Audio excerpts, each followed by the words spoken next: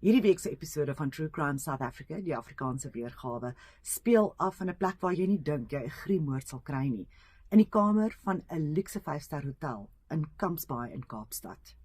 Dit is waar die Amerikaanse toerist Gabriella Cabrens Alban 10 jaar terug vermoor is deur haar kerel, Diego Novella van Guatemala.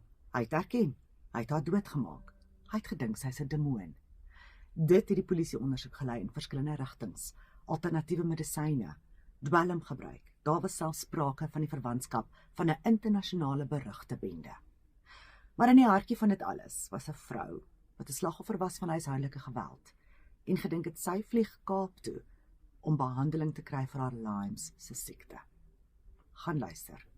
Dis by jackarandafm.com, klik op Jackpot of kry dit waar jy ook al jou ander gunsteling potgooi reekse kry. Jacaranda FM.